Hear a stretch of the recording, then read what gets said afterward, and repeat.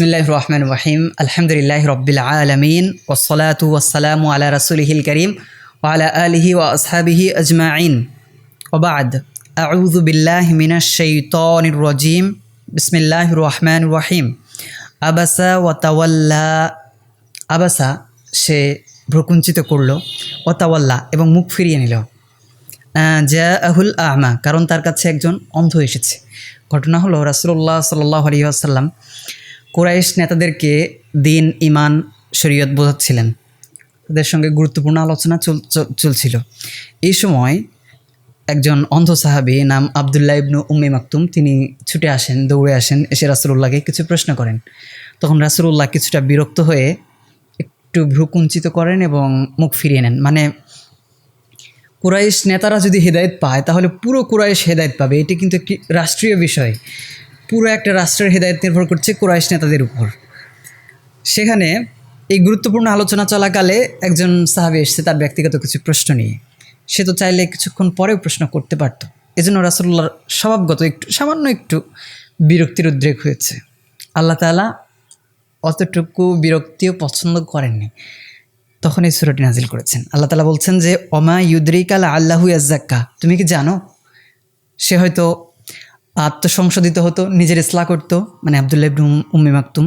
আও ইয়াযাক্কারু, অথবা সে তোমার কাছ থেকে ওয়াজ শুনতো, ফাতানফাউহু যিকরা, তোমার ওয়াজ, তোমার উপদেশ তার কাজে আসতো, সে আমল করতো। আম্মা মান ইস্তাগনা, আর যারা নিজেদেরকে অমুখাপেক্ষী মনে করে, আম্মা মান ইস্তাগনা, যে তোমার কাছ থেকে নির্মুখাপেক্ষী হয়ে আছে, বেপরোয়া হয়ে আছে, যে কোরআন, সুন্নাত, নবী, রাসূল, আল্লাহ কারো পরোয়া করে না, আখিরাতের পরোয়া করে না। ফাআনতালাহু তাসাদ্দা, তুমি তার প্রতি হয়েছে মনোযোগী। ওমা আলাইকা আল্লা ইয়াযাক্কা, সে যদি হেদায়েত গ্রহণ না করে তাতে তোমার কি? তোমার তো কোনো ক্ষতি নেই। ওয়া আম্মা মান জাআকা ইয়াসআ, আর যে তোমার কাছে ছুটে এসেছে, আগ্রহের সাথে দৌড়ে এসেছে, ওয়া হুয়া ইয়াখশা, আর সে আল্লাহকে ভয় করে। ফাআনতা আনহু তালাহা, তুমি তার কাছ থেকে মুখ ফিরিয়ে নিচ্ছ, তুমি তার কাছ থেকে অমনোযোগী হয়ে যাচ্ছ। কাল্লা, না, এমনটা উচিত হয়নি। ইন্নাহা তাযকিরা, শোনো, পবিত্র কোরআন যা তোমার প্রতি নাজিল করা হয়েছে, হে আমার প্রিয় নবী মুহাম্মদ সাল্লাল্লাহু আলাইহি ওয়াসাল্লাম, আল্লাহ তাআলা রাসূলকে বলছেন ইন্নাহা তাযকিরা, এটা তো একটা উপদেশ গ্রন্থ, উপদেশ। ফামা শাআ যাকারা, যার পছন্দ হয় উপদেশ গ্রহণ করুক, যার পছন্দ না হয় উপদেশ গ্রহণ না করুক। কুছ পরোয়া নেহি। ফি সুহুফিম মুকাররমা, সম্মানিত কিতাবে যেটা লিপিবদ্ধ করা আছে। মারফুআতিম মুতাহহারা, যা সুউচ্চ, মুতাহহারা যা পবিত্র। বেআইদি সাফারাতিন কিরামিন বারারা, যা লিখিত হয়েছে ফেরেশতাদের হাতে, যারা নেককার এবং যারা পুত পবিত্র। কুতিলাল ইনসানু মা আকফারা, ধ্বংস হোক মানুষ। আল্লাহ তাআলা আশ্চর্য প্রকাশ করছেন যে মা আকফারা, তাকে কুফরি করতে কে উৎসাহিত করলো? সে এতটা অকৃতজ্ঞ কেন, এতটা নিমকহারাম কেন মানুষ? মিন আইয়ি শাইইন খালাকা, আল্লাহ তাআলা তাকে কি থেকে সৃষ্টি করেছেন সে একটু ভেবে দেখুক না। মিন নুতফাতিন, তাকে সৃষ্টি করেছেন এক বিন্দু, ছোট্ট এক বিন্দু, যা খালি চোখে দেখাই যায় না, এক বিন্দু থেকে। খলাকাহু মিন নুতফাতিন খলাকাহু ফাকাদ্দারাহু, এরপর তাকে তাকদির করেছেন, এরপর তাকে সুগঠিত করেছেন, মানুষকে একদম নিখুঁত করেছেন। সুম্মা সাবিলা ইয়াসসারাহু, সুম্মা এরপরে আস-সাবিল ইয়াসসারা, তার জন্য সহজ করেছেন রাস্তা। আল্লাহ তাআলা তো আমাদেরকে সৃষ্টি করেছেন মায়ের পেটে, মায়ের রহেমের মধ্যে, তাই না, জরায়ুতে। তারপর সাবিলা ইয়াসসারা, তারপর আমাদেরকে সেই মায়ের পেট থেকে পৃথিবীতে আসার যেই রাস্তা সেটা সহজ করে দিয়েছেন। ছোট্ট একটু রাস্তা, কিন্তু খুব বড় রাস্তা না। সেই ছোট্ট রাস্তা দিয়ে একটা জলজান্ত মানুষ, একটা বাচ্চা বের হয়ে আসে কত সহজে।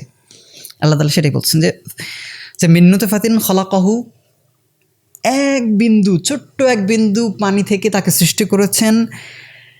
এরপরে বলছেন যে ফাকাদ্দারাহু, এরপর তাকে সুগঠিত করেছেন, সুন্দর করেছেন। মানুষকে কত সুন্দর অবয়ব আল্লাহ তাআলা দিয়েছেন। সুম্মা সাবিলা ইয়াসসারাহু, এরপরে তার বের হয়ে আসার রাস্তাটাকে সহজ করেছেন, মায়ের পেট থেকে দুনিয়াতে আসার রাস্তা। সুম্মা আমাতাহু ফাআকবারা, এরপর মানুষকে আল্লাহ তাআলা মৃত্যুদান করেন। ফাআকবারাহু, এরপর কবরস্থ করেন। এক ছেলে, এক যুবক খুব অহংকারের সঙ্গে হেঁটে যাচ্ছিল। তাকে একজন আলেম দেখতে পেয়ে বললেন যে বাবা, তুমি এত অহংকারের সঙ্গে হাঁটছো কেন? তখন সেই ছেলেটি বলল, সেই যুবকটি বলল, আপনি জানেন আমি কে? তখন সেই আলেম বললেন, তোমার শুরুটা হয়েছিল সেই এক ফোঁটা নাপাক থেকে, আর এরপর তুমি যখন মৃত্যুবরণ করবা তখন তোমাকে কবরে রাখা হবে, এরপর পচে গেলে আবার সেই নাপাক হয়ে যাবা। আর এই মাঝখানে, জন্ম এবং মৃত্যুর মাঝখানে এই পুরোটা সময় তুমি তোমার পেট ভর্তি নাপাক নিয়ে ঘোরাফেরা করছো, এই হলো তোমার পরিচয়। এত অহংকার কিসের? আল্লাহ তাআলা বলছেন সুম্মা ইযা শাআ আনশারাহ, এরপর আল্লাহ যখন চাইবেন আনশারাহ, তাকে নাশর করবেন, মানে তাকে হাজির করবেন, কবর থেকে সবাইকে উত্থিত করবেন, সবাই উপস্থিত হবে আল্লাহর দরবারে। কাল্লা লাম্মা ইয়াকদি মা আমারা, আল্লাহ তাআলা বলছেন আচ্ছা, তাকে যে আদেশ করা হয়েছিল, আল্লাহ তাআলা যে আদেশ করেছিলেন সে তো সেটা পূরণ করেনি।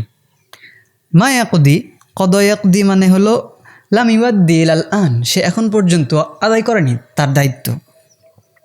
ফালিয়ানজুরিল ইনসানু ইলা তাআমিহি, মানুষ যেন তার খাদ্যের দিকে একটু লক্ষ্য করে, চিন্তা ফিকির করার জন্য। ইন্না সাবাবনাল মা সাব্বা, আমি সাবাবনাল মা বর্ষিত করেছি বৃষ্টিকে, পানিকে, সাব্বান প্রবলভাবে। এই যে জমিন ফেটে চৌচির হয়ে যায়, মানে জমিন মরে যায়, এরপরে আল্লাহ তাআলা আসমান থেকে পানি বর্ষণ করেন, পানি ঢেলে দেন, সব্বা একদম কেমন পানি প্রবাহিত হয়ে যায়, এরপর আবার মাটি জীবিত হয়ে যায়, সেখান থেকে আবার আমাদের খাদ্য উৎপন্ন হয়। আল্লাহ তাআলা চিন্তা করতে বলছেন যে আন্না সাবাবনাল মা সব্বা, আমি প্রবাহিত করি পানি, আমি ঢেলে দেই পানি প্রবলভাবে। সুম্মা শাকাকনাল আরদ শাক্কা, এরপর ভূমিকে চৌচির করি। ফাআমবাতনা ফিহা হাব্বা, এরপর সেখান থেকে উৎপন্ন করি, সেই ভূমি থেকে, সেই জমিন থেকে হাব্বা শস্যদানা। ওয়া আইনাবা ওয়া কদবা, আইনাব ফলমূল, আঙ্গুর ইত্যাদি।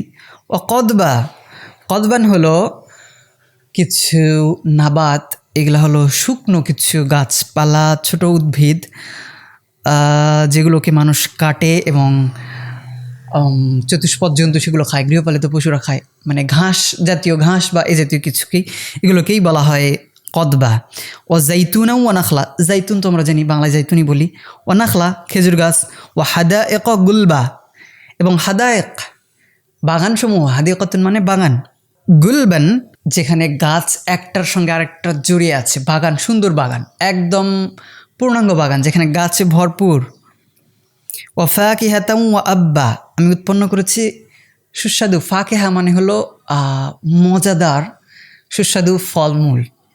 ও আব্বা, মুফাসসিরগণ বলেছেন যে আব্বুন মানে হলো কালাউন, আর কালাউন মানে হলো উশবুন। উশবুন, কালাউন, আব্বুন, এগুলোর কোনোটার অর্থই আমার জানা নেই। ওয়া ইনাবা ওয়া কদবা মাতাআল লাকুম ওয়া লিআনআমিকুম, মাতাআল লাকুম, এগুলো তোমাদের উপকারের জন্য, তোমাদের আনন্দের জন্য, তোমাদের উপভোগের জন্য, আমাদের খেয়ে বেঁচে থাকার জন্য, আমাদের জন্য, এবং অলি আনআমিকুম, এবং আমাদের গৃহপালিত পশুদের জন্য। ফাইদা জাআতি সখা, যখন সখা আসবে, সখা মানে কিয়ামত, কিয়ামতের অনেকগুলো নাম আছে, একটা নাম হলো সখা। সখা মানে হলো আসাইহাতু শাদীদা, প্রচণ্ড আওয়াজ, বিকট শব্দ, যেটা কিয়ামতের দিন ঘটবে।